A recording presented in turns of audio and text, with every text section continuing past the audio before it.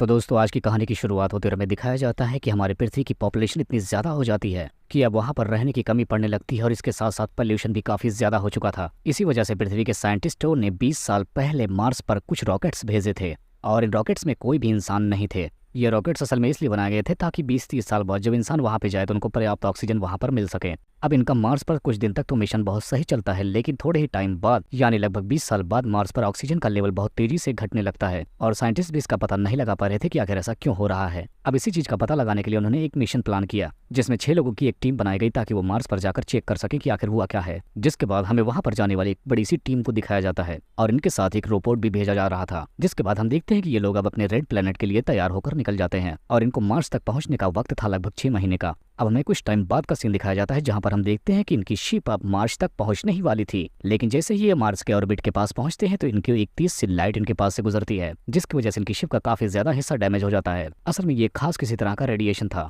और अब उससे बचने के लिए लोग अपने सेफ रूम में भागते हैं और ऐसा करके कुछ लोग तो रेडिएशन से बच जाते हैं लेकिन कुछ मारे भी जाते हैं। लेकिन ये रेडिएशन गामा रेडिएशन होता है जिसकी वजह से इनकी शिप का लगभग हिस्सा खराब हो जाता है, जिसकी वजह से इनके शिप का कोई भी फंक्शन ठीक तरीके से काम नहीं कर रहा था और इनके पास बस पावर जो बची थी वो 5 मिनट चलने के लिए ही थी। तब ये लोग सोचते हैं कि अपने थ्रस्टर को यूज करके इमरजेंसी लैंडिंग मार्स पर कर सकते हैं और अपनी शिप को वहीं पर छोड़ देंगे, लेकिन यहाँ पर इनका ये सिस्टम भी पावर की वजह से काम नहीं कर रहा था। इसीलिए वहाँ की एक लेडी उस सब चीजों को मैनुअली कंट्रोल कर रही होती है। अब ये लोग अपने थ्रस्टर को लॉन्च करने का सोचते हैं लेकिन तभी इनकी शिप में आग भी लग जाती है और तभी उनकी टीम की एक लड़की अपनी जान पर खेलकर इन सबको काबू में करती है। इसके अलावा इनकी शिप का ऑटो गार्डियन सिस्टम भी काम नहीं कर रहा था और ये भी इस शिप को मैनुअली कंट्रोल करके बहुत ही मुश्किलों के साथ मार्स पर कैसे भी करके लैंड करते हैं। अब इनके इमरजेंसी लैंडिंग करने की वजह से अपनी डेस्टिनेशन से काफी ज्यादा दूरी पर लैंड होते हैं। असल में जहां इनका हब होता है, जहां पर इनको उतरना था, ये वहां पर नहीं उतर पाते। अब जब ये अपने ग्रह पर उतर जाते हैं तब इन्हें पता चलता है कि इनके सूट में बस यहाँ पर 7 घंटे तक जिंदा रहने का ऑक्सीजन बचा है। इसी वजह से ये अपनी लोकेशन पर जल्दी से पहुंचने की तैयारी में लग जाते हैं, लेकिन तभी इनका एक साथी जिसका नाम टेटलेस होता है वो इनके साथ हब तक जाने के लिए मना कर देता है क्योंकि खराब लैंडिंग की वजह से उसे चोट लग गई थी और उसको इंटरनल ब्लीडिंग भी हो रही थी और वो ठीक से चल भी नहीं पा रहा था और वो अपने साथ साथ अपने साथियों को भी मुसीबत में डाल सकता था। तब वो एक पत्थर के सहारे लेट जाता है और अपने साथियों को कहता है कि तुम लोग जाकर वहां चेक करो और मुझे यहीं पर रोकने दो क्योंकि तुम लोगों के पास ज्यादा टाइम नहीं बचा है और मैं तुम लोगों के साथ इतनी तेजी से नहीं चल सकता। जिसके बाद उसे वहीं छोड़ने के बाद उसके साथी उसकी लोकेशन पर निकल जाते हैं। अब ये सीन यहीं से कट होता है जिसके बाद हमें मिशन कमांडर को दिखाया जाता है जो शिप में होती है और इसे उसने शिप का पूरा पावर रिस्टोर होने पर लगाया था। इसके अलावा उसने शिप की कुछ खराबियों को काफी हद तक ठीक कर दिया था। अब उसके पास बस एक ही काम बचा था कि वो अपने साथियों से कम्युनिकेट कर पाती और लगातार उनसे कॉन्टेक्ट करने की कोशिश कर रही होती है। इधर हम क्रू मेंबर्स को देखते हैं जो हब की तलाश में निकले और उन्हें दूर कहीं हब दिखाई देने लगता है। जिसके बाद अब ये लोग तेजी से हब की तरफ बढ़ने लगते हैं, लेकिन जब ये लोग अपने डेस्टिनेशन पर पहुंच जाते हैं और अपने हब को देखते हैं तो ये शॉक्ड हो जाते हैं क्योंकि ऐसा लग रहा था देखने के बाद कि इनके पूरे हब को किसी ने बर्बाद कर दिया है, यानी अब वो पूरी तरीके से डिस्ट्रॉय हो चुका था और यहाँ पर अब रहने लायक कोई भी जगह नहीं बची थी, ना ही कोई ऑक्सीजन था। और इनकी मिशन कमांडर भी अपने शिप से इस चीज को देख लेती है और इस चीज को देखने के बाद वो भी काफी ज्यादा सैड हो जाती है क्योंकि अब इनके पास यहाँ पर रुक कर रहने के लिए भी जगह नहीं बची थी और इनके पास अब कोई खाने पीने का सामान भी नहीं था और अब इस क्रू मेंबर के पास बस 1 घंटे का ही ऑक्सीजन बचा था।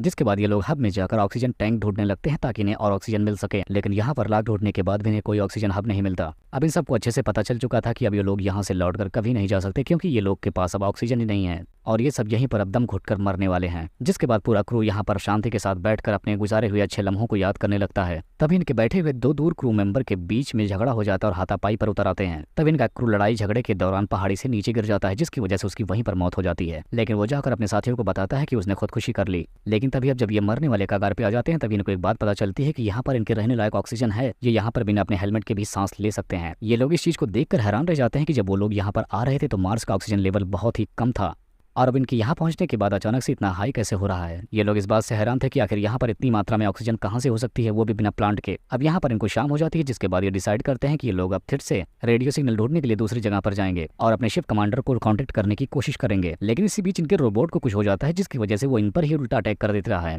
ऐसा लग रहा था कि रोबोट की सेटिंग्स किसी ने बदल दी है और वो अपने साथियों को अपना दुश्मन समझ रहा है, लेकिन वो रोबोट बस उनके एक ही क्रू मेंबर को वहां से घायल करके भाग जाता है। इधर हम शिप कमांडर को देखते हैं जो इंजन को फिर से रिस्टार्ट कर पाती है। यहाँ पर उसको लगता है कि उसके सारे क्रू मेंबर्स मारे जा चुके हैं, लेकिन अब वो अर्थ पर लौटने से पहले एक बार फिर से अपने सारे क्रू मेंबर्स को ढूंढने की कोशिश करती है और इस दौरान उसे वो लोग मिल भी जाते हैं और जब उसके साथियों से बात होती है तो और भी ज्यादा खुश हो जाती है। इनकी शिप कमांडर इन्हें बताती है कि तुम्हारी थोड़ी ही दूरी पर एक थ्रस्टर है जिससे तुम यहाँ तक आ सकते हो। जिसके बाद उनकी शिप कमांडर उसकी लोकेशन भी उन्हें भेज देती है। जिसके जिसके बाद अब सारे मेंबर फिर से उस चीज की तलाश में निकल जाते हैं, लेकिन उनकी कमांडर इनको बताती है कि वो थ्रस्टर बहुत ही छोटा है और उसमें बस 2 ही लोग आ सकते हैं, लेकिन ये लोग तो 3 बचे थे। लेकिन ये लोग इसके बारे में बिल्कुल नहीं सोचते, पहले ये लोग उस थ्रस्टर की तलाश में निकल जाते हैं और बाद में डिसाइड करेंगे कि कौन उस पर जाएगा कौन नहीं। लेकिन अचानक से इनके सामने एक रेतीला तूफान आता है जिसमें ये लोग फंस जाते हैं और एक पत्थर के नीचे जाकर छिप जाते हैं। लेकिन तभी इनका एक साथी इनको धोखा देता है और उसी ने अपने साथी को पहाड़ी से धक्का देकर गिराया भी था और अब वो रेडियो सिग्नल लेकर वहां से भाग जाता है अपने दोनों साथियों को वहीं पर छोड़कर, ताकि वो अकेले ही उस थ्रस्टर की मदद से मदरशिप तक पहुंच सके। लेकिन वो ज्यादा दूर नहीं जा पाता क्योंकि रोबोट उसका पीछा कर रहा था, जिसके बाद रोबोट उसे पकड़कर उस पर अटैक करने लगता है। अब इस रेतीले तूफान की वजह से इन बचे 2 साथियों को काफी टाइम वेस्ट हो चुका था, जिसके बाद ये दोनों भी जल्दी से यहाँ से निकलते हैं। अब ये लोग आ ही रहे होते हैं, तभी रास्ते में इनको इनका साथी मिल जाता है जो मरी हुई हालात में था और इन सबको ये लगता है कि शायद उस रोबोट ने ही इसे मार दिया। जिसके बाद ये उसके हाथ से रेडियो सिग्नल लेकर वहां से निकल पड़ते हैं और मदरशिप से कॉन्टेक्ट करने की कोशिश करते हैं। लेकिन इसी बीच इनके मरे हुए साथी के शरीर से एक धमाका होता है और बहुत सारे क्रिएचर्स उसकी बॉडी के अंदर से बाहर निकल आते हैं और ये देखने में थोड़े कॉकरोच के जैसे दिख रहे होते हैं। अब ये कॉकरोच इन दोनों साथियों का पीछा करने लगते हैं और इनको मारने का और खाने के चक्कर में पड़ जाते हैं। लेकिन तभी इनका एक साथी अपने आप को इनके हवाले करके दूसरे को वहां से जाने को बोलता है, जिसके बाद वो सारे कीड़ों को अपनी तरफ अट्रैक्ट करके एक बहुत ही बड़ा धमाका कर देता है और ऐसा करने से वो सारे कीड़े मारे जाते हैं। अब इनका अकेला साथी बचा हुआ जो होता है उसके साथ रोबोट की हाथापाई होती है